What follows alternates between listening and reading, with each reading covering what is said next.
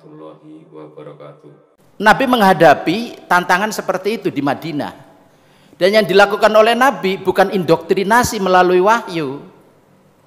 Nabi tidak kemudian meminta Allah untuk membangun simsalabim, itu enggak. Tapi Nabi melakukan upaya-upaya rekayasa sosial untuk melakukan transformasi dan nation building, ya, membangun bangsa ini. Itu yang kemudian disebut sebagai Mitsaqul Madinah atau Sahifatul Madinah. Saya kira keren itu. Sebagian orang menyebutnya itu konstitusi Madinah. Lah, konstitusi Madinah ini menurut saya ini ada afinitas dengan Pancasila atau konstitusi Undang-Undang Dasar 45 ya. Dan juga perjuangan Indonesia ini dalam kaitan dengan kemerdekaan. Indonesia itu membangun bangsa. Dan yang dilakukan oleh Nabi juga membangun bangsa melalui konsensus nasional. Lah, Piagam Madinah ini bukan teokrasi, bukan konstitusi yang didasarkan oleh agama, karena Nabi nggak pernah menyebut dasarnya adalah Al-Quran maupun hadis, bahkan wahyu tidak. Tapi Nabi berdasarkan kesepakatan antara suku-suku dan agama-agama yang ada di situ. Lalu kemudianlah keluar kesepakatan sekitar ada 47 pasal. Yang ini yang menarik menurut saya, ada satu pasal yang menyebut innahum ummatun wahidatun min dunin nas, bahwa seluruh suku-suku yang ada di Madinah saat itu dan agama-agama yang ada di Madinah adalah satu bangsa yang satu. Lah, ini kan sama dengan yang dilakukan oleh para the founding fathers kita. Menyatukan berbagai suku di Nusantara, menyatukan berbagai agama di Nusantara, lalu muncullah Pancasila.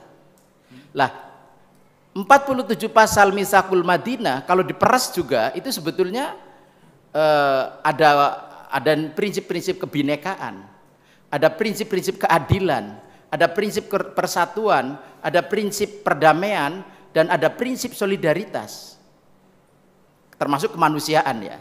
Ini saya kira kuat sekali di situ. Lah, saya yakin ini Pak Karno, terus Kiai Wahid Hasyim, mungkin juga Agus Salim, itu terinspirasi oleh Mitsaqul Madinah merumuskan Pancasila, dan bahkan ketika merumuskan Undang-Undang Dasar 45. Saya yakin itu. Lah, ini menurut saya ada sebetulnya yang dilakukan oleh Nabi, karena itu Nabi membangun nasionalisme. Jadi kalau sekarang ngomong nasionalisme, sebetulnya Nabi itu melakukan ini, nasionalisme Arab ya, tapi bukan nasional, tapi menyatukan suku-suku dan saya kira berhasil. Lah, kemudian baru muncul negara setelah Nabi meninggal. Setelah Nabi wafat, lalu kemudian orang mencari-cari siapa pengganti Nabi sebagai kepala negara. Kalau kepala agama sebagai Nabi dan Rasul kan tidak bisa tergantikan. Tapi ketika sebagai kepala bangsa, pemimpin bangsa dan kepala negara, baru kemudian muncullah Sayyidina Abu Bakar As-Siddiq. Dan itu melalui proses yang menurut saya sangat demokratis, yaitu musyawarah. Lah, ini yang menurut saya ada kesamaan antara tadi ya, kalau dalam konteks sirah nabawiyah dengan kemerdekaan. Lah, saya ingin nambahin ini karena tadi dua beliau ini belum menyebutkan ini, dan menurut saya ini sesuatu banget kalau kita melihat kemerdekaan Indonesia dengan apa yang dilakukan oleh Nabi. Nanti beda lagi ya dengan Al-Khulafaur Rasyidun ya, atau Al-Khulafaur Rasyidah, beda lagi. Tetapi yang dilakukan oleh Nabi saya kira ini dilakukan karena Nabi cuma 10 tahun di Madinah. 10 tahun itu kalau periode sekarang cuma 2 periode kan. Pak Jokowi aja udah 2 periode kan. Terus Pak SBY 2 periode. Apa hasilnya lah?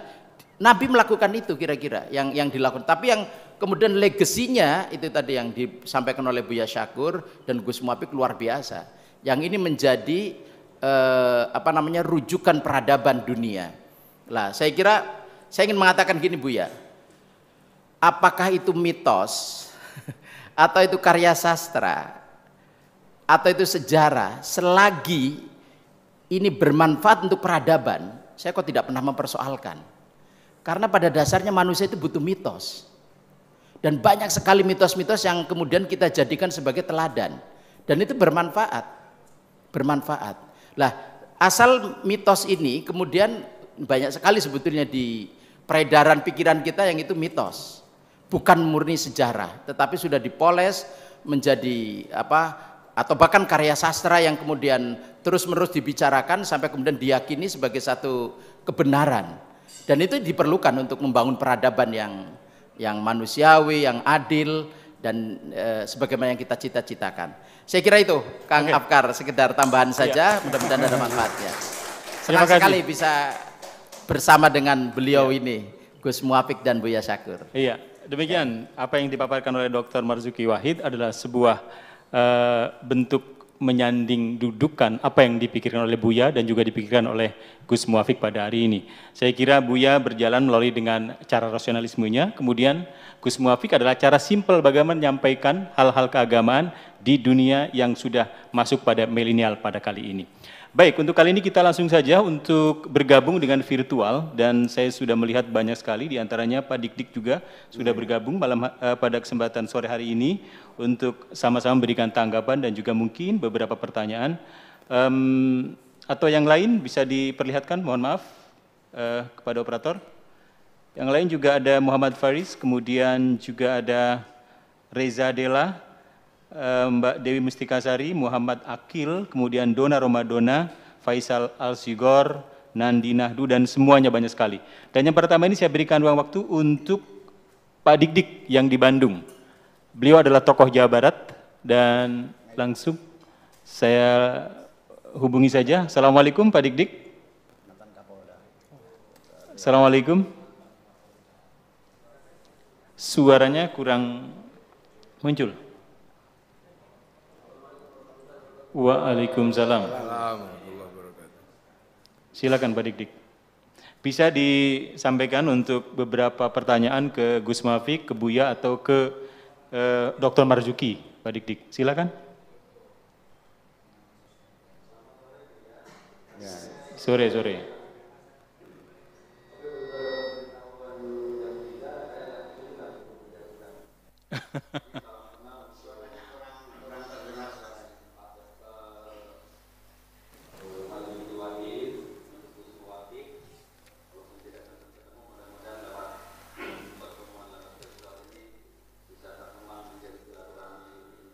Amin. Jadi setelah mendengar dari Buya tadi, kemudian dari Gus Muafiq maupun dari Dr. Marzuki Wahid, sebetulnya untuk saya yang awam, yang miskin referensi, sangat mudah. Kemudahan ini berangkat dari sepertinya dana nalar saya yang terbatas ini tidak sanggup memberi keyakinan, dan hati saya tidak bisa memberi kepastian kepada apa yang saya pikirkan. Sebenarnya tadi, apakah itu karya sastra, apakah itu karya politik, karya sejarah, apakah itu motif, apakah itu mitos, mungkin kebenaran tentang karya-karya ini menurut saya layak kita abaikan, atau patut kita abaikan, atau sebaiknya kita abaikan seandainya dari kisah-kisah ini punya nilai kemaslahatan yang tadi disampaikan oleh Dr. Marzuki Wahid, itu berguna bagi pelajaran. Karena menurut hemat saya miskin referensi, bahwa dari mulai kita tahu, setelah tahu kita paham, setelah paham kita cinta, setelah cinta memberi motivasi dan berjumlah dedikasi. Khas daripada umat, khususnya umat muslim, mungkin kecintaannya kepada Rasulullah yang menjadi motivasi dalam rangka menjadi. Maka pertanyaan saya, adakah menurut penglihatan Buya, apakah Gus Muafiq, apakah kita bisa tumbuh cinta tanpa harus kaku dengan kredo-kredo yang pusat itu, yang kadang-kadang susah diterima secara nalar, bahkan seakan-akan merusak kemampuan alamiah adipotati manusia itu sendiri. Itu saja pertanyaan saya. Ya. Mohon maaf barangkali seandainya pertanyaan ini kurang layak untuk disampaikan. Terima kasih. Waalaikumsalam warahmatullahi wabarakatuh. Saya kira untuk menanggapi dari Pak Dik-Dik, saya berikan waktu untuk yang pertama sekali Gus Muafik tentang tadi perjalanan sejarah yang ternyata juga banyak orang yang tidak paham dengan sebenarnya buta referensi begitu. Mungkin yang dimaksud adalah Rasulullah di sini. Silakan Gus Muafik. Jadi ada dua hal Ya. yang mungkin bisa menjadi acuan untuk membangun cinta.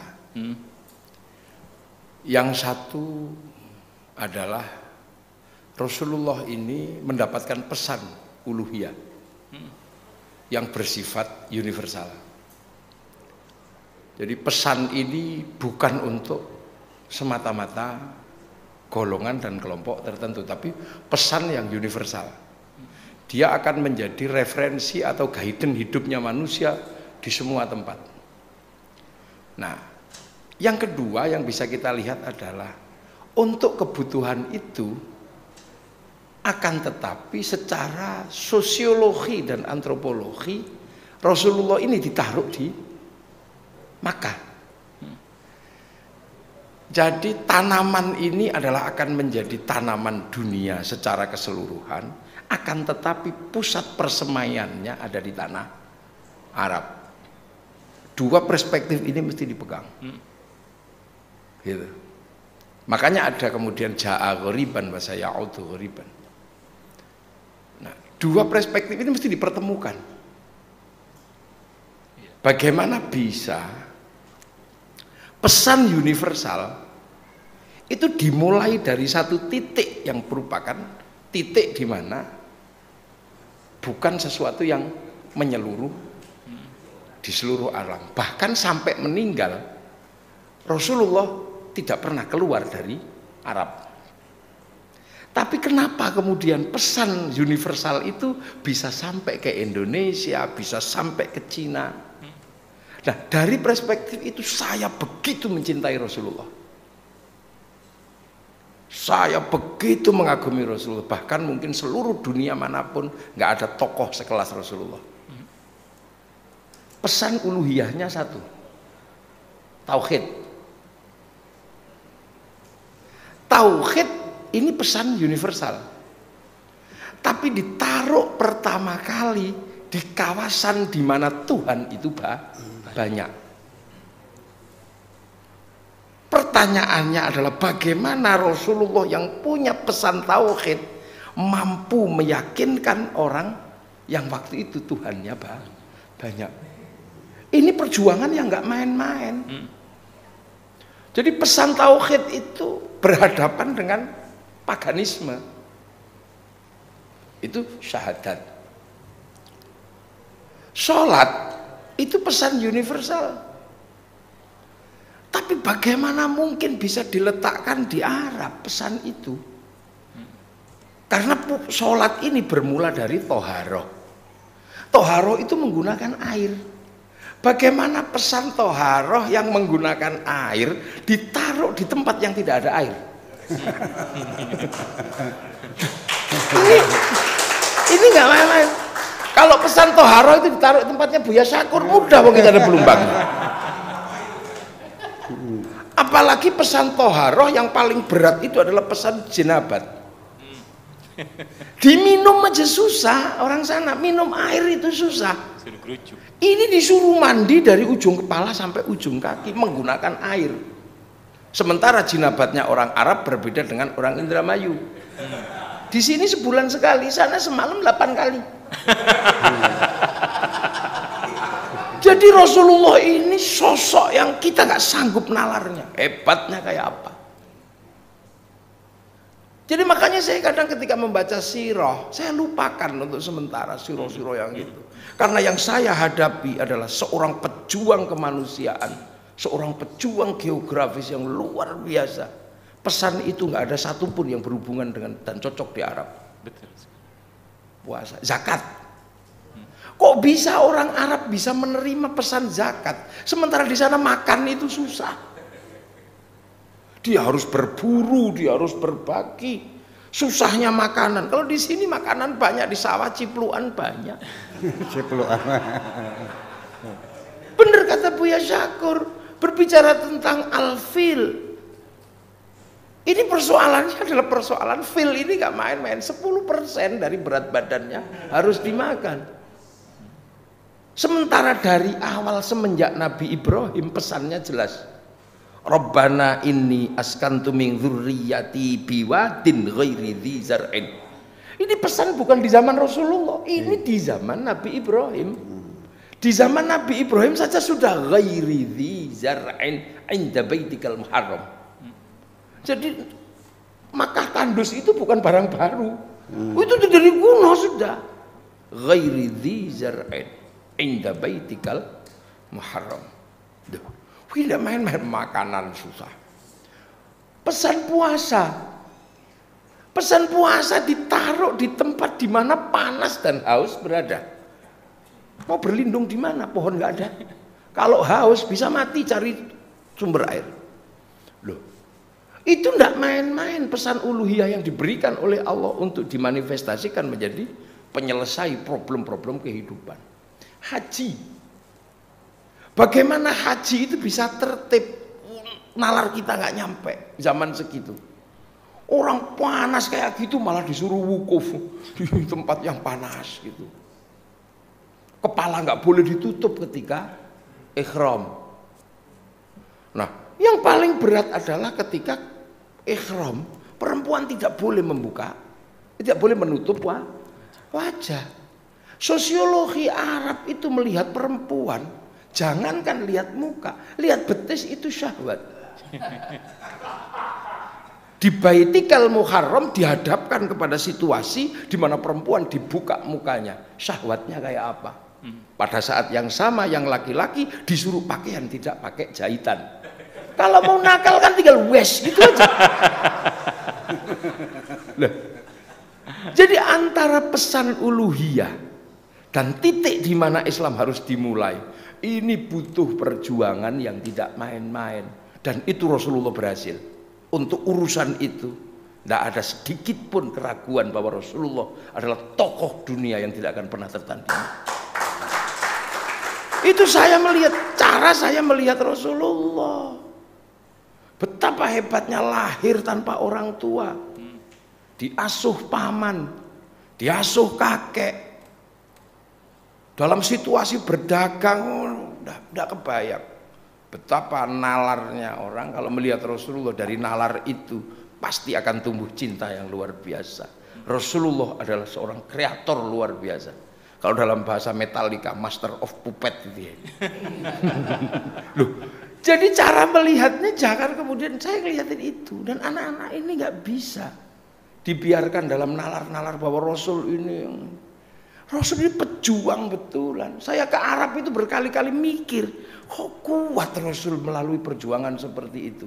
Meyakinkan bahwa Tuhan itu satu, sementara di hadapannya Tuhan itu banyak. Dan yang menang Rasulullah. Tanpa air bisa toharoh, tanpa makanan bisa zakat, panas bisa ikut puasa, bahkan situasi yang paling sulit bisa pergi haji. Ini sesungguhnya kekuatan Rasulullah itu di situ. Sehingga kemudian ketika diterima oleh orang Indonesia menjadi mudah. Orang di sini dari dulu terbiasa Tuhannya satu. Sudah, tan keno kinoyo ngopo, sudah itu Sang Hyang Toyo ada. Suruh puasa mudah di sini, tempatnya tenang, sore jaminan makanan ada, mau tela mau tales ada. Suruh zakat makanannya banyak, pola makan kita luar biasa, dari sagu, dari banyak tersedia. Suruh zakat ada banyak, suruh haji biasa di sana lihat orang betisnya apa. Ya biasa sini syahwatnya gak terlalu gede. Nah, pertemuan antara pesan uluhiyah dan ruang geografis yang berbeda tapi mampu menghasilkan peradaban, ini baru Rasulullah yang bisa dikenal. Itu makanya untuk kebutuhan itu kita nggak punya pilihan lain. Ketika harus membangun bangsa Indonesia, kita titipkan semua pada Rasulullah. Syafaatnya Rasulullah kita butuhkan. Raja hamba nggak mungkin mampu membangkitkan sebuah kehidupan besar. Maka titipkan saja sama Rasulullah. Raja hamba dilebur dalam konsep yang dibikin Rasulullah. Kullukum ra'in wa kullukum mas'ulun an ra'iyati. Sehingga raja dan hamba dilebur dalam konsep ra'iyah.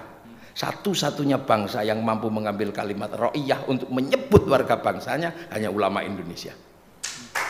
Nggak ada ra'iyah, musyawarah, titipkan ra'iyah ini kalau ngumpul membicarakan sesuatu titipkan sama Allah. Wasyawirhum fil amri. Maka konsep pertemuan ra'iyah disebut musyawarah. Ruangnya ra'iyah disebut musyarakah yang dikenal dengan bahasa masyarakat. Nah, yang bisa begitu siapa? Hanya kekasih-kekasih Allah. Nah, yang masuk ke sini aulia, para wali. Makanya la khaufun alaihim walahum yahzanun. Maka nggak pernah khawatir. Saya disebut kiai juga nggak khawatir. Padahal kiai itu bukan manusia. Ada kebo Kiai Slamet tuh, Mbak Kiai Blair. Cerita tentang formalitas sebutan udah nggak berlaku di sini. Allah pangeran, malaikat apa Gusti, Tuhan apa Nabi Kanjeng, nggak ada masalah di sini.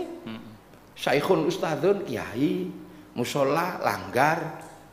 Loh, jadi formalitas itu sudah dilewati. Kenapa? Karena sudah mampu membawa nilai yang tumbuh di sana menjadi nilai yang ada di sini. Nah itulah. Karena apa? Kebutuhannya di situ. Tanam benihnya. Kurma ditanam di sini nggak tumbuh. Tumbuh tapi nggak berbuah. Al-Quran sudah menegaskan mathaluhum fit Taurat wa mathaluhum fil Injil kazar'in. Islam itu seperti tanaman.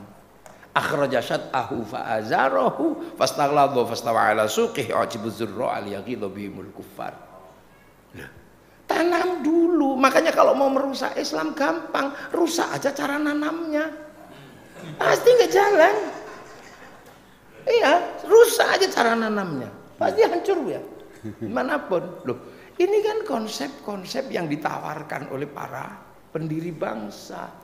Karena apa? Konsep kita ini persis konsep setelah apa yang ada dilakukan oleh Rasulullah. Arab itu akhirnya satu bangsa pecah jadi puluhan negara. Eropa akhirnya satu bangsa pecah jadi puluhan negara. Dan kita nyuntuh Rasulullah, puluhan bangsa bersatu dalam satu negara, Kesatuan Republik Indonesia. Maka nggak bisa. Makanya kalau saya sepakat dengan Dr. Marzuki, apakah kemudian setelah Rasulullah itu kekuasaan pemerintahan? Ternyata enggak. Sampai di zaman Sayyidina Ali bentuknya bukan kekuasaan. Cerita orang tentang khalifah itu kekuasaan, enggak. Kalau seandainya Sayyidina Ali ini adalah bentuk kekuasaan, ketika Muawiyah memberontak pasti dihabisi karena ini bugot.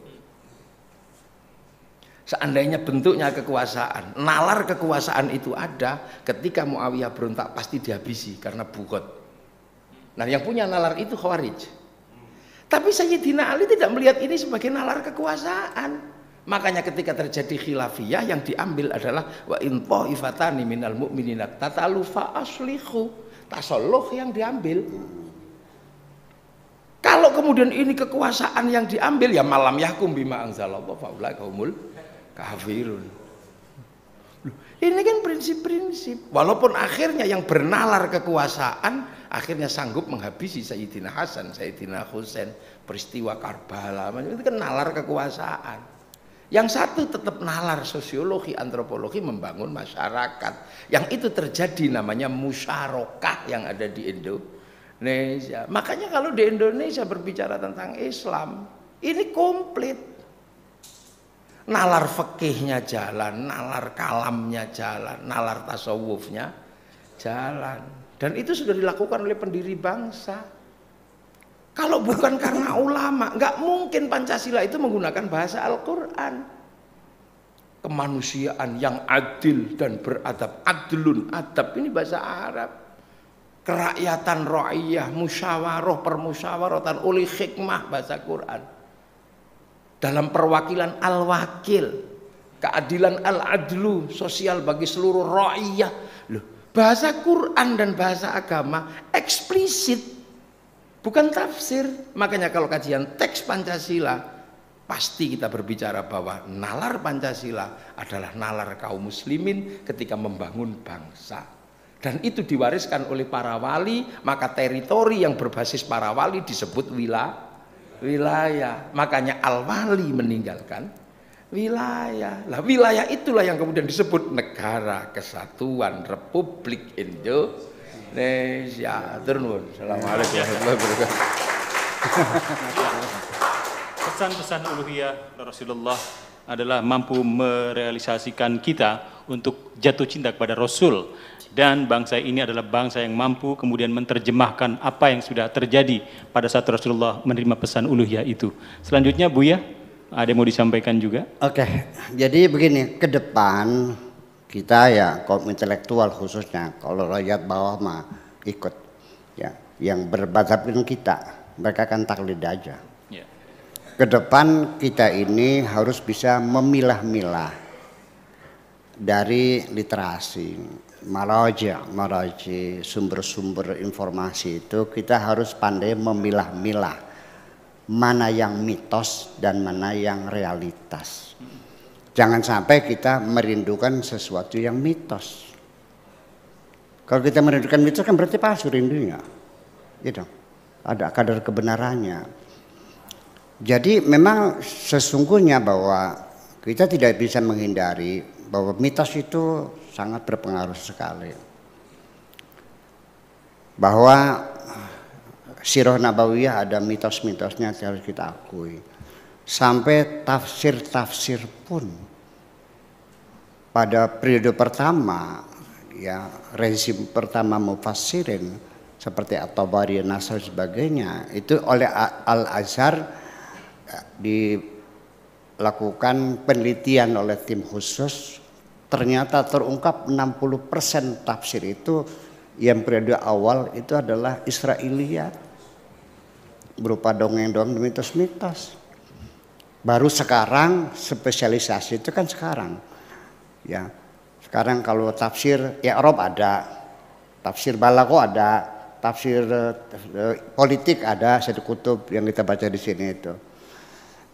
Tafsir sejarah ada. Jadi memang tidak bisa dihindari. Dan memang ilmu pengetahuan itu berawal dari mitos.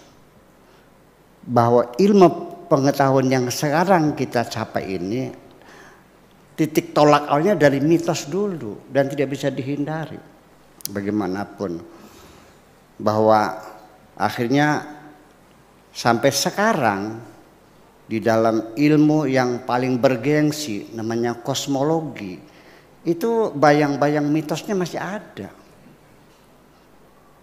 Ya, kenapa istilah galaksi kita ini disebutkan galaksi The Milky Way? Itu kan mitos. The Milky Way itu adalah ceritanya seorang dewi lagi tiduran, tiba-tiba ketika bangun di sampingnya ada bayi sedang menyusu. Dia bangunnya, anak siapa ini? Akhirnya ditarik, disitulah susunya berhamburan, makanya The Milky Way. Itu kan mitos. Kemudian dilemparkan ke bumi, itulah manusia yang pertama kali di dalam dunia ini, itu kan mitos. Sampai semuanya nama-nama planet-planet yang mengelilingi matahari ini, itu semuanya adalah nama-nama mitos, nama-nama dewa semuanya. Iya, dari Venus, Merkurius, Mars, Jupiter, Saturnus, Uranus, Neptunus, semuanya itu adalah nama-nama mitos dari mitologi namanya. Itu berarti awalnya kan orang itu mitos. Dan mitos itu ya sampai sekarang masih berpengaruh. Dan kita sendiri sesungguhnya kajian ya psikoanalisa Sigmund Freud itu ternyata mitos masih memberikan pengaruh pada perilaku kita. Bagaimana? Nah, itu satu. Kemudian, jadi kita harus pandai-pandai memilah mana yang realitas dan mana yang mitos. Dan kemudian lagi bahwa kita ada dua macam peradaban ya. Ada peradaban material, ada peradaban spiritual. Peradaban yang dibawa oleh Nabi adalah peradaban spiritual. Apa bedanya? Saya menelusuri jejak peradaban material. Saya keliling ya ke berbagai kolosium di Italia, melihat kolosium di sana. Ini tempat gladiatornya, ini tempat raja mandi, ini tempat permaisurinya, ini tempat tidurnya, ya, di peradaban Kartagina, Funik dan sebagainya, sampai Fir'aun dan sebagainya. Setelah saya melihat itu semua, apa kenangan saya? Ya selesai. Hanya mengatakan dulu pernah ada. Tetapi yang di bawah Nabi bukan dulu pernah ada, sampai sekarang bisa kita manfaatkan kok. Iya. Untuk kehidupan sendiri, mau bahagia, ini ada konsepnya. Mau menyelesaikan persoalan, begini konsepnya. Lah, ini kan makanya Al-Quran itu bukan buku ilmu pengetahuan, bukan buku sejarah, bukan buku fikih, bukan buku hukum, bukan. Ini guide of life. Itulah warisan kepada kita sebagai bukti bahwa peradaban spiritual. Jadi artinya sampai kapan ini berlaku? Ya selama kita hidup, bahwa selagi kita masih mengamalkan Al-Quran ini, ya, berarti kita masih dijaga oleh Allah. Inna nahnu nazzalna dzikra wa inna lahu lahafidun. Yang dijaga oleh Allah itu adalah dzikr itu. Ketika Islam diimplementasikan dalam kehidupan kita sehari-hari, itu yang dijamin oleh Allah. Yang dijamin itu oleh Allah itu adzikr ya. Adzikr kan? Al-Quran sama enggak? Beda. Alkitab, Al-Furqan, Al-Bayan, Hudan, itulah persoalannya. Jadi kadang-kadang kita menjadi berpikir tidak jelas karena kita menggunakan logika sinonim. Terima kasih. Ya, luar biasa. Ini sekali lagi luar biasa, dua pembicara yang makin kesini makin muncak. Tapi sayang sekali kita tadi punya perjanjian jam 5 harus selesai. Saya juga menangkap kode yang satu luar biasa dari Gus Muafiq ini. Jam 1 malam harus sampai ke Jogja. Ngitung perjalanannya berapa jam gitu kan ya. Tapi saya rasa harus adil. Tadi virtual sudah ada dan tentu saja yang di studio juga sudah ada yang ingin memberikan tanggapan atau juga pertanyaan. Dan kira-kira siapa? Oke Bib, silakan Bib. Ini Habib Cinta dari Cirebon. Silakan Bib.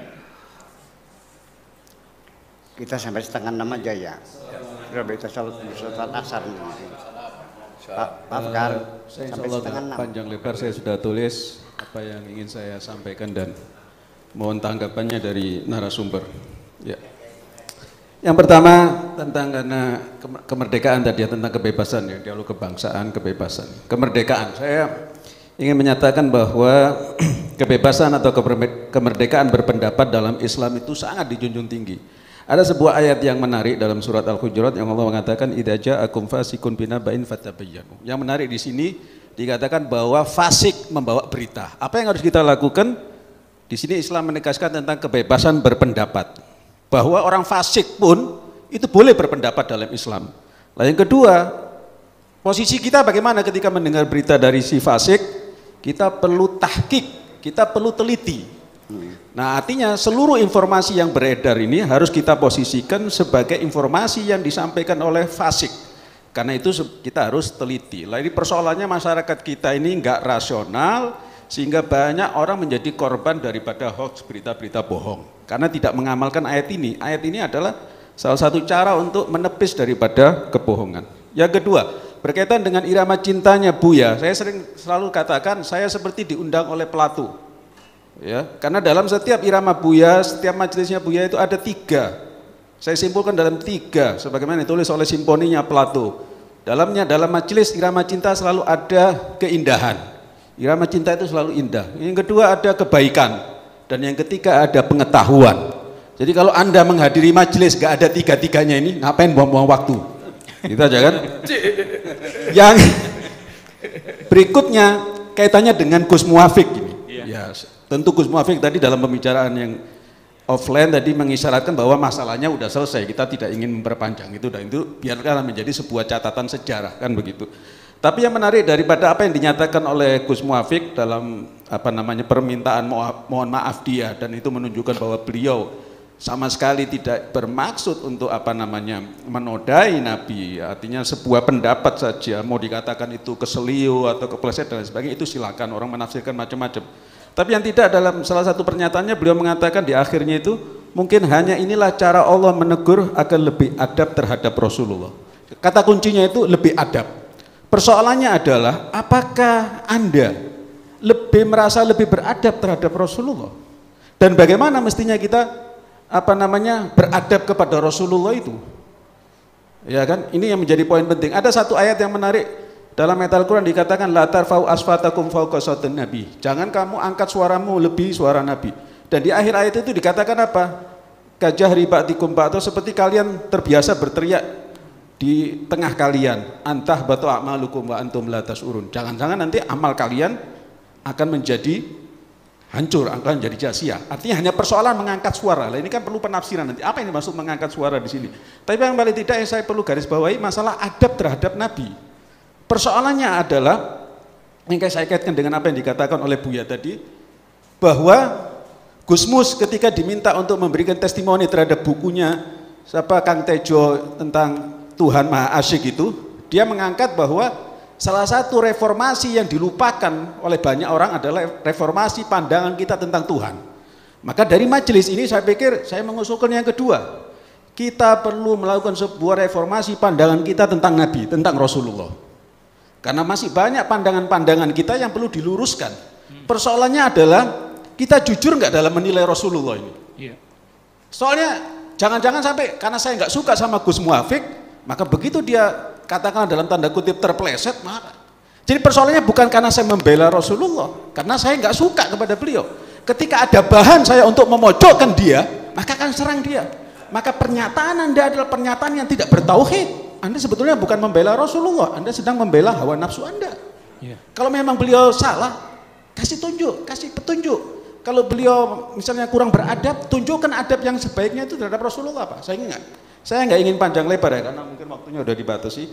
Nah, persoalannya kembali kepada reformasi tentang Rasulullah. Ini saya pikir kata kunci ini, dan ini pertanyaan kunci menurut saya ya.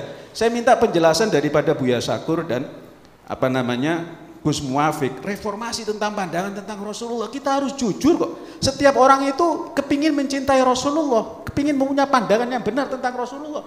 Cuma seperti apa? Ketika tadi Buya Syakur menyingkap fakta-fakta yang mencengangkan kita, membingungkan kita tentang Rasulullah, apa yang harus kita lakukan? Lah di sini saya pikir perlu ada sebuah parameter dalam menilai Rasulullah. Tadi Buya Syakur sudah mengisyaratkan salah satunya misalnya adalah Al-Quran. Ketika ada sebuah berita yang memandang Rasulullah itu tidak sesuai dengan Al-Quran, maka Al-Quran bisa dijadikan parameter. Nah, kemudian pertanyaan, apakah akal bisa disandingkan selain Al-Quran, apa akal? Nah, ini juga perlu sebuah diskusi. Artinya saya mengusulkan ulama-ulama, tokoh-tokoh perlu mengadakan sebuah konferensi akbar untuk duduk bersama, tidak perlu membela aliran madhab apapun, duduk secara jujur, berbicara dari hati, gunakan akal sehat, betul-betul mencari sebuah pandangan yang benar, yang komprehensif, yang rasional, yang bisa masuk di hati tentang baginda Nabi. Itu yang nanti bisa kita referensikan. Mengingat tadi banyak juga dalam catatan-catatan ada buku misalnya Maulid kita baca Haddus Syaiton, katanya Rasulullah itu ada kantongnya setan. Itu masih dibaca orang kok.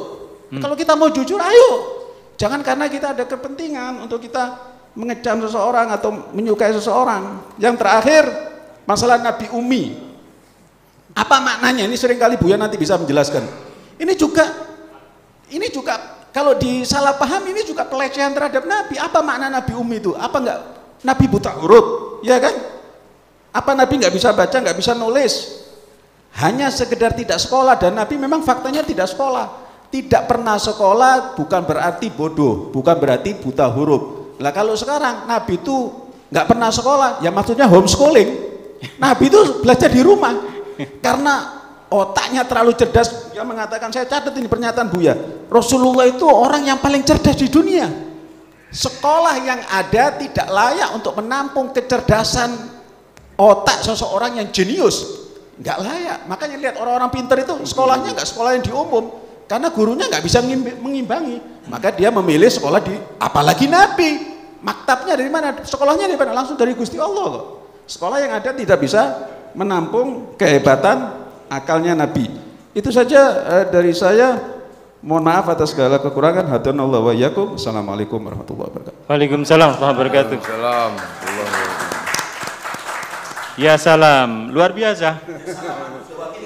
Iya, menarik. Pertanyaan-pertanyaan sepertinya agak lebih banyak ditunjukkan ke Gus Muwafiq. Mereformasi tentang pandangan sejarah Rasulullah. Ini adalah fakta yang harus diungkap. Gus, silakan Gus. Ya ini masalahnya kan sudah sampai di ruang hermeneutika keempat. Iya. Sudah sampai di ruang ideologi. Iya. Kalau mau narik mundur ke ruang real life, ini pekerjaan peradaban.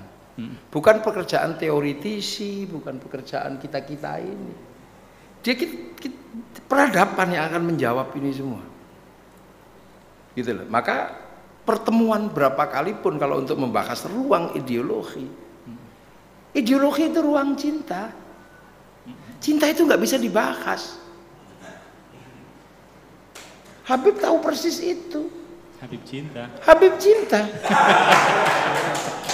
Kalau Habib mempertanyakan ruang cinta, ya terus jawabnya itu. Makanya kalau Habib nanya ke saya nanya ke siapa?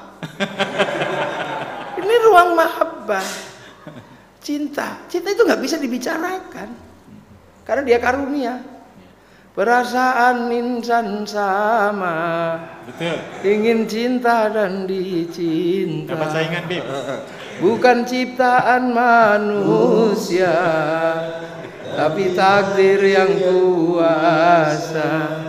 Luar Janganlah biasa. engkau pungkiri segala yang Tuhan beri. Ding dong, ding dong, ding dong. Dari mulai si rasa cinta yang sakit, rasa cinta yang menyenangkan, gak bisa. Makanya teks dan teks berikutnya itu pasti akan ada problem-problem yang mesti dipecahkan. Sekarang contoh saja misalnya, memecahkan problem yang ada setelah Rasulullah. Itu orang sudah salah paham.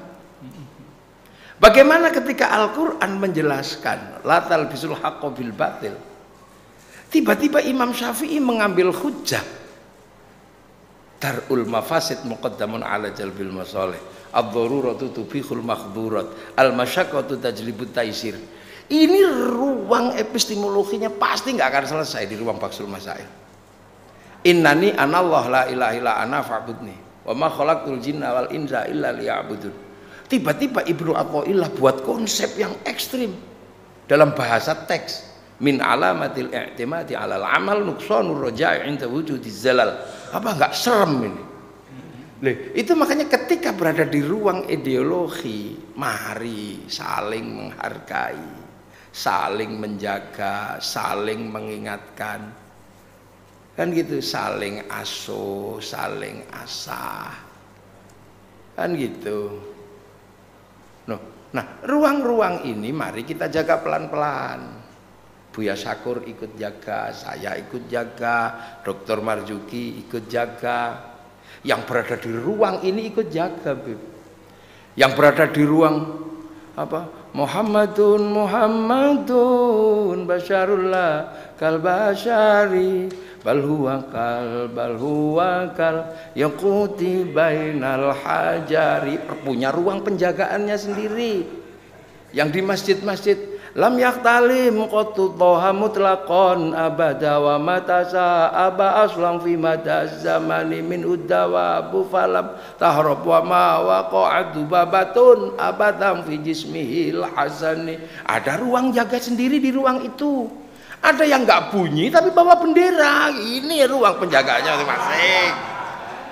Titik temu dalam ruang peradaban yang sering disebut Geestgeist, ya, titik balik peradaban atau cokro manggilingan orang Jawa, itu ruang peradaban. Nggak bisa diselesaikan dalam teori-teori yang sangat material, nggak bisa. Kan gitu. Nah itulah ruang.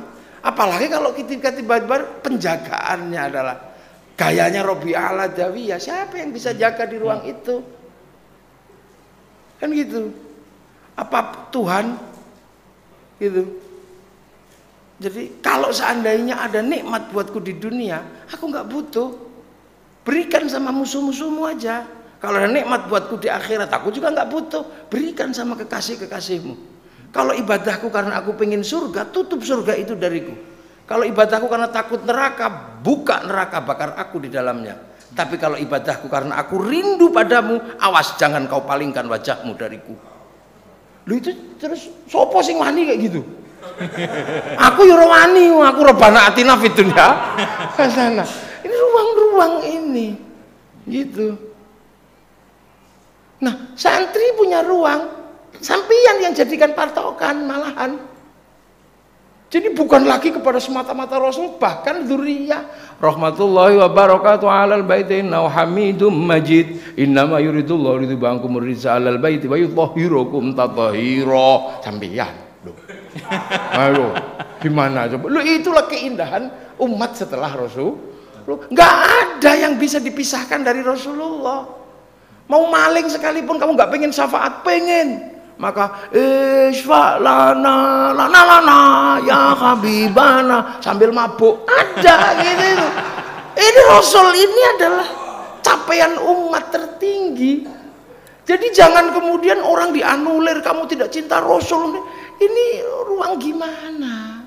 Maka ya sudahlah. Kan gitu, ya sudahlah. Kan gitu. Ya wes lah, piye meneh. Itu kan gitu. Sampean kalau ke rumah saya kalau maulidan, ayam yang saya potong satunya berharga 15, 20 juta saya potong. Untuk apa? Saya menginginkan posisi sahabat yang tidak mungkin sahabat bisa memberikan unta terbaik, putrinya yang terbaik. Kita cuman saya pengen memberikan terbaik, saya potong ayam saya yang mahal. Jadi kalau pengen mau ayam 300 juta ke rumah makan mulutan ada di situ.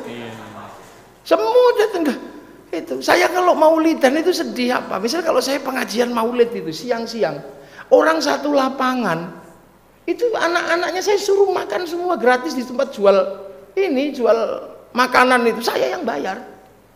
Itu keinginan saya untuk diakui sebagai umat Rasulullah.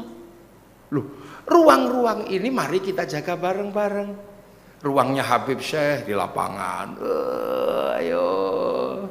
Allah ya Nabi, salam alaika. Ada yang ikut jaga bawa terbang, kebagian cuman tung dok, Bib. Ada yang tetang-tetang, ada yang cuman tung gitu dok, tung gitu. Dari mana? Ada Buya Syakur dengan menjaga sistem intelektual, ada yang menjaga dengan cara mencintai kucing, gaya Abu Hurairah, ada yang penjenengan madah cinta. Itulah umat Rasulullah. Dari Ya Karim, ada yang ya Karim, ya umat Rasul. Nah, jadi Rasul ini kelasnya itu kelas apa ya, kosmologi rahmatan lil alamin. Jadi jangan dibatas-batasi. Kalau nanti kemudian lama-lama cepat atau lambat ada yang dulu Gus Muwafiq itu maunya begini, dulu Habib Cinta maunya begini, ternyata qasidah ini maunya ini, ternyata qasidah ini. Ada yang maunya ya Rabbi bil Mustafa balligh maqasidana waghfir lana ma madha ya wasi'al karam. Ada yang begitu. Ada yang wa amitna fi tariqatihim wa mu'afatihim minal fitani Rabbi fa'na bi barakatihim wa dinal husna bi hurmatihim. Ada yang begitu. Ada yang ya Rasulullah salamun alaik, ada yang begitu. Indahnya luar biasa dan itu hanya kita bisa rasakan ada di Indonesia. Nah, ruang ini jangan dihilangkan, sudahlah. Tapi bahwa orang kayak Buya Syakur yang akan membawa ke perspektif ini kelasnya sopir memang. Sopir mesti bisa baca plang kan gitu. Iya, sopir itu baca plang terus dan dia tertidur. Tapi kan ada yang kelasnya kondektor, kiri kanan. Ada yang kelasnya calo. Ada setelah penumpang naik dia nggak ikut naik. Jakarta. Ada lah, inilah umat Rasulullah dalam keindahannya. Mahabbah ini kalau terbentuk maka umat Rasulullah akan menjadi kekuatan besar. Perang 10 November itu nggak santri semua, tapi seruan Allahu Akbar semua. Yaitu semua jihad karena apa? Semangat Arab, semangat Islam, resolusi jihad. Jadi jangan dikira kita merdeka juga membangun semangat dari Rasulullah. Resolusi jihad itu apa kalau bukan perang Sabil? Perang Sabil diajarkan oleh Rasulullah jadi Indonesia. Cuman kan ketika perang Sabil bentuknya beda-beda. Ketika ada tembakan dor gitu, yang tentara pasti pasti merdeka gitu, orang tentara. Kalau santri dor, Allahu Akbar. Kalau orang Surabaya dor, cok, itu ya. Pasti begitu.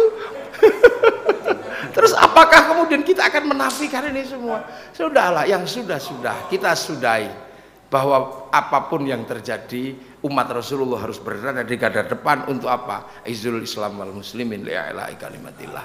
Assalamualaikum warahmatullahi wabarakatuh. Oke. Biarkan Rasulullah ada di ruang-ruang setiap kita. Ini inti yang saya dapat dari apa yang Gus Muafiq sampaikan. Buya, ada mau tambahan silakan. Bu. Iya. Jadi saya mengatakan bahwa ummi itu artinya bukan buta huruf, penduduk asli, muatin. Jadi mana dalilnya? Walaqad ba'atsna fil ummiyina rasulan minhum. Penduduk asli itu dikasih seorang rasul, bukan orang buta huruf semua. Kemudian di ayat yang lain juga wa ma alaina lil fil ummi wa ma alaina lil ummiyina min sabil. Di situ artinya ayat itu mengatakan bahwa kalau kita utang sama sesama Yahudi bayar. Kalau sama orang Arab asli nggak usah. Itu satu. Mana ummi itu kita lihat artinya bukan buta huruf, tapi penduduk asli. Dimanapun lafaz mother itu berkaitan dengan motherland, dengan tanah air. Kita saja menyebut negeri kita namanya Ibu Pertiwi, kok ibu? Kok jadinya buta huruf sih gimana? Itu satu. Kemudian yang kedua, tolong pernah dihitung ya. Kedua nih, Allah menyuruh Iqra. Mana mungkin Allah menyuruh membaca kepada orang yang tidak bisa membaca? Berarti salah perintah, salah instruksi. Dan ini apa? La yukallifullahu nafsan illa wus'aha. Tidak mungkin Allah menyuruh orang yang tidak mampu. Kalau Nabi tidak bisa baca, tidak mungkin suruh baca dong. Allah nggak tahu. Andaikan iya, itu artinya Iqra itu suruh membaca. Yang ketiga, itu satu. Tidak mungkin Allah menyuruh Kanjeng Nabi membaca kalau Allah tahu dia tidak bisa membaca. Yang ketiga, kalau iya Allah tidak bisa membaca dan engkau tetapkan Nabi buta huruf dan tidak bisa baca, berarti dia melaksanakan perintah tidak? Apakah mungkin Rasulullah memberikan contoh kepada kita, perintah pertama kali turun wahyu tidak dilaksanakannya? Logis nggak? Kemudian Nabi langsung menangani sendiri, ya, penulisan Al-Quran. Dipanggil sahabat tulis. Tahu nggak? Bukan hanya tulis, para juru tulis Al-Quran bukan sekarepe dewe, bukan sesuka-suka penulis, tapi dengan bimbingan Rasul. Mana mungkin dia tidak bisa membaca? Oke.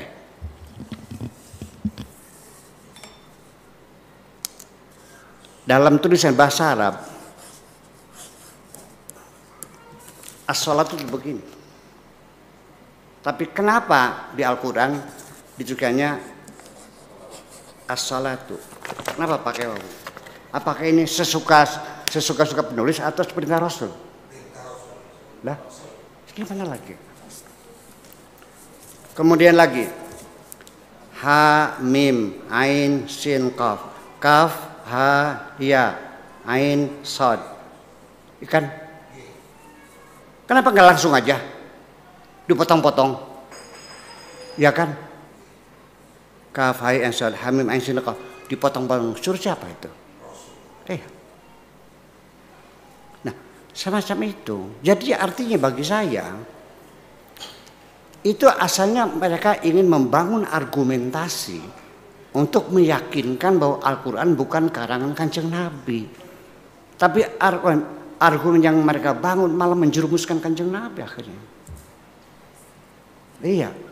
Masa untuk membangun argumen kepada umat supaya yakin ini Quran adalah firman Tuhan bukan kanjeng Nabi, harus dengan mengorbankan Nabi dibilang buta huruf. Terlalu mahal harga itu, terlalu mahal. Ya, tapi itu argumen saya. Silakan juga silakan. Wa man syaa'a falyu'min, syaa'a falyakfur. Ngandel serok, beliau wis. Oke, itu satu. Kemudian kita ini sebetulnya umat Islam di seluruh dunia sekarang ini, apakah mereka beragama Islam atau berbudaya Islam? Ini beda. Sebab nanti agama ini ibaratnya, umpamanya ini agama dibungkus, ini bungkus pertama akidah, setelah itu bungkus lagi akhlak, bungkus lagi muamalah. Ketika orang bermuamalah dengan mengharamkan riba, dengan menepati janji, dengan mengambil keuntungan yang logis, ini kulit pertama, masih kulit. Kemudian dengan perilaku yang mulia, menyantuni anak yatim, berpakaian menutup aurat, ini akhlak. Ini bungkus yang kedua, belum inti agama. Akidah juga sama, kulit yang ketiga, intinya belum. Nanti kita ceritakan intinya apa. Nah, ketiga bungkus ini silakan berbeda. Silakan berbeda. Akidah berbeda silakan. Anda tahu nggak bahwa persepsi Tuhan berbeda satu dengan yang lain? Apa kata Mu'tazilah Tuhan itu? Tuhan tidak ikut campur, tidak pernah intervensi dalam nasib manusia. Dan tidak boleh, demi keadilan Tuhan, manusia harus diberikan kebebasan. Yang Jabariyah, manusia sudah ditentukan segala nasibnya. Dan itu masalah akidah, itu sangat pengaruh dengan kondisi kita sendiri. Orang kalau usahanya bangkrut dulu, cenderung mazhabnya Jabariyah.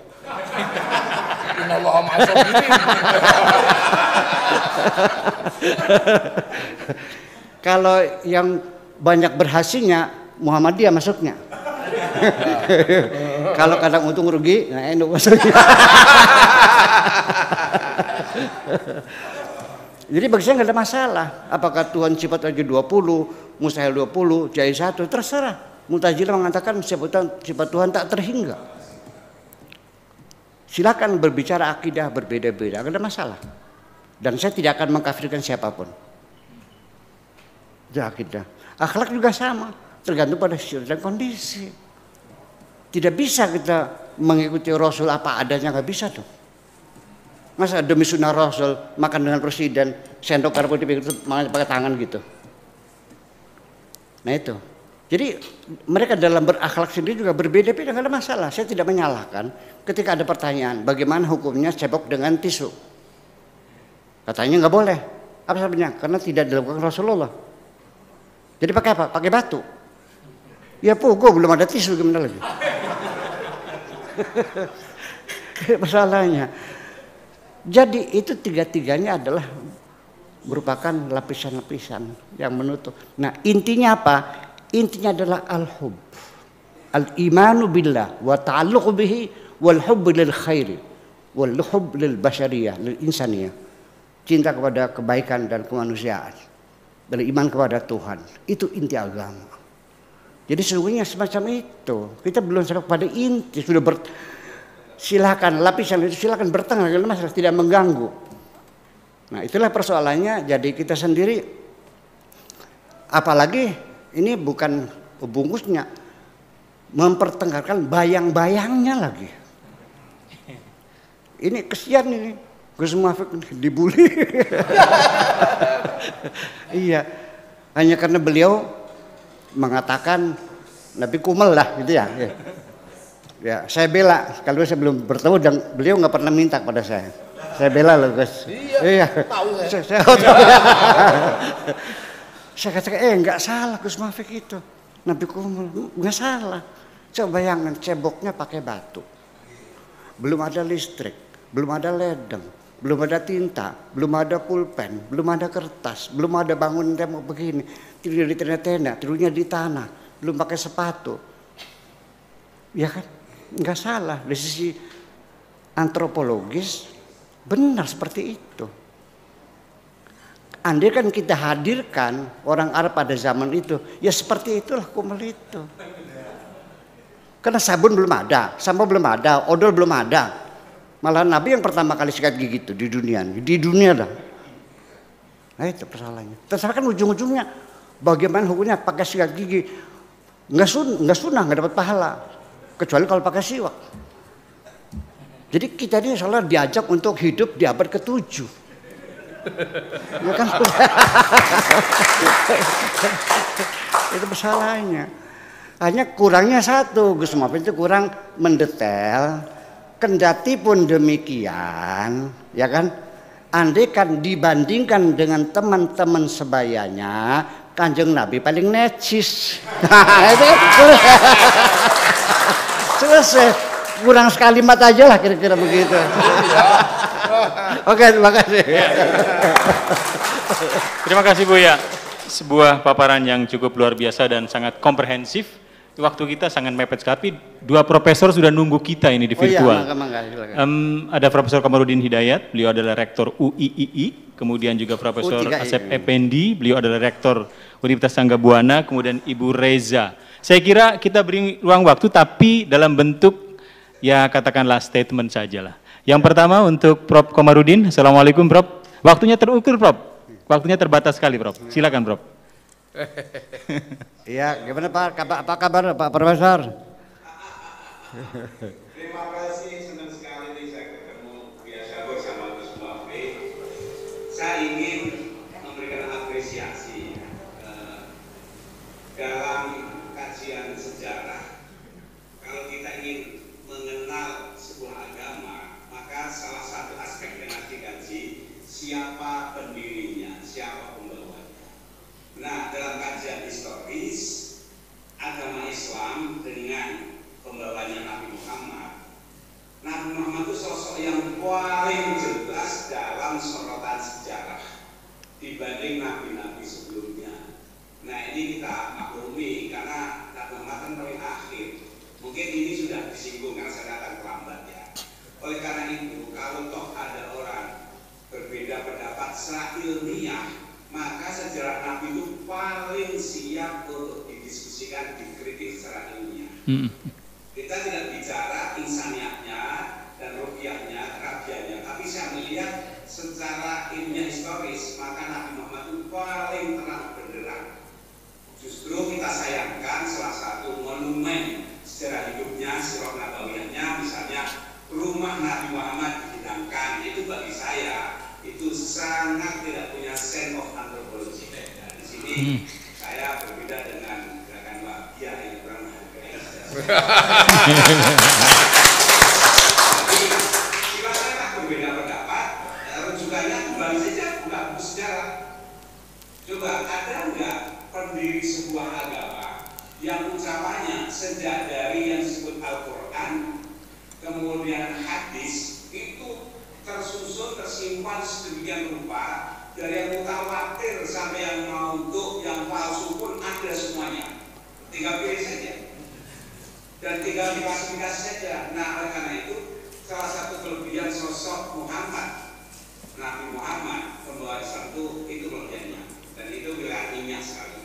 Yang kedua adalah bahwa ketika masa Rasulullah, ketika bilang Nabi Rasulullah itu wa ma arsalnaka illa rahmatan alamin, itu pikiran yang baru sekali. Jadi Rasulullah Muhammad mengajak umatnya bicara tentang bil alamin, pandangan global kosmopolit.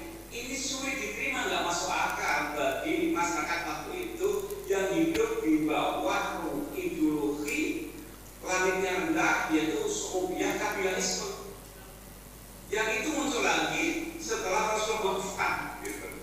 Jadi dari awal itu kita alami ini hal yang baru, luar biasa. Oleh karena itu banyak pengamat sejarah bahwa ajaran Nabi Muhammad itu terlalu dini untuk zamannya. Jadi zamannya itu sebagian belum siap.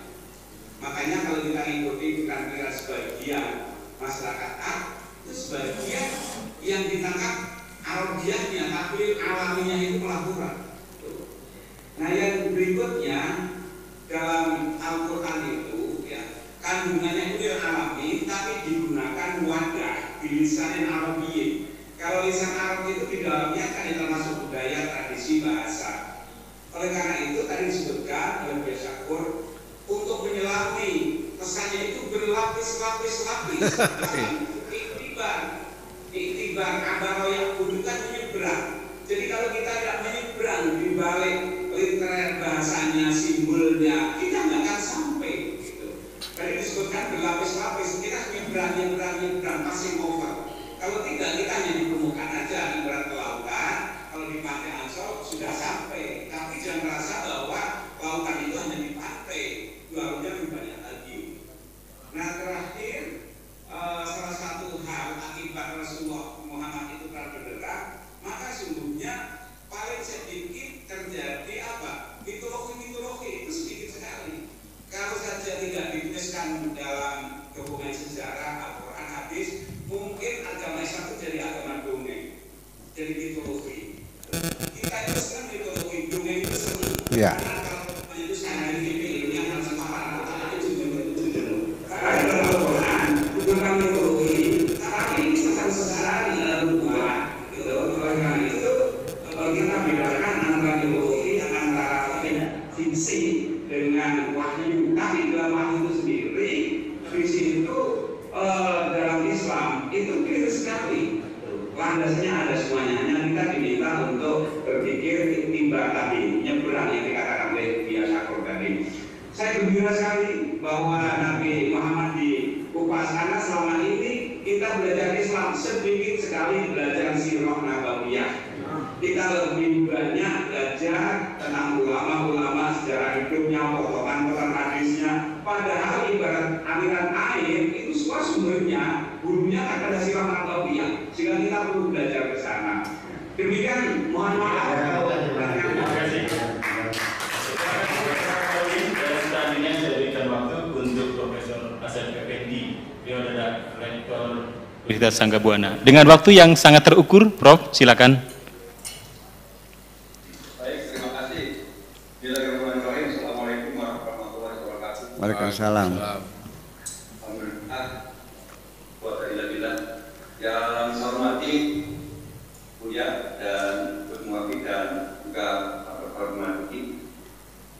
Yang saya beri hari ini, saya menyimak dari awal bagaimana pembahasan tentang sosok Rasulullah SAW dan bagaimana pergerakan beliau membangun peradaban sampai dengan saat ini kita umat Islam masih terus mencoba mempertahankan salawat dan salam kepada Rasulullah. Saya hanya mencoba sedikit saja, ya, dari perspektif dunia pendidikan.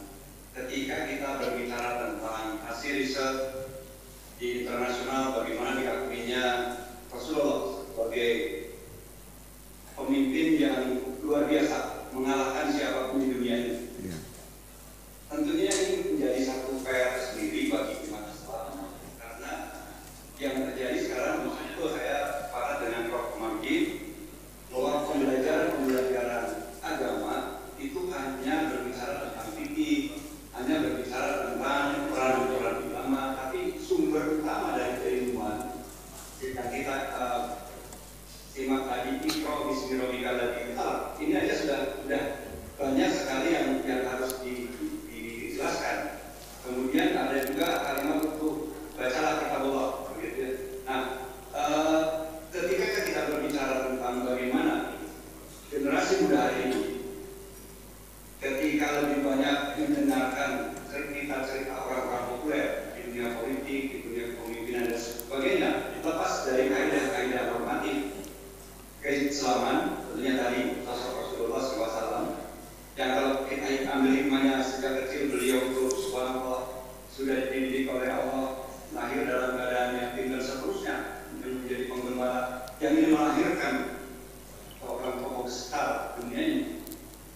Rasanya kita masih sangat sedikit mengingat Rasulullah dan menyampaikan bagaimana kehebatan Rasulullah SAW.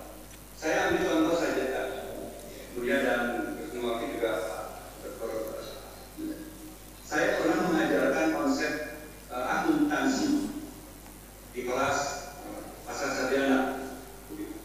Nah, ketika saya sampaikan konsep akuntansi berdasarkan surat Al-Baqarah, di mana kehidupan ini sudah ada neracanya, sudah ada rugi labanya, bahkan ada rugi dan untungnya. Kita bisa menghitung ke depan kita akan seperti apa. Kemudian dikaitkan dengan ayat dan konsep akuntansi menurut para ahli, mereka mengatakan, Pak, jangan dicocok-cocokkan agama dicocokkan dengan ilmu pengetahuan. Nah, paradigma ini menjadi sangat menjadikan buat kami. Ternyata masyarakat, mahasiswa lebih mendengar ilmu-ilmu yang datang belakangan. Pada 14 abad yang lalu, aku sudah menjelaskan, Rasulullah sudah mengajarkan bagaimana berbisnis, bagaimana melakukan pencatatan, bagaimana memimpin sebuah negara. Ini PR besar bagi kita. Ya. Saya berharap dari majelis ini bisa ada gerakan bagaimana memulihkan figur Rasulullah, bagaimana tadi sehingga generasi muda ke depan yang sekarang lagi membina dalam akidah Islamnya, dalam ajaran-ajaran Islam, semuanya akan betul-betul merasakan hadirnya Rasulullah SAW menjadi sebuah prestasi yang berbeda. Oke, Prof. Silakan. Iya. Ya.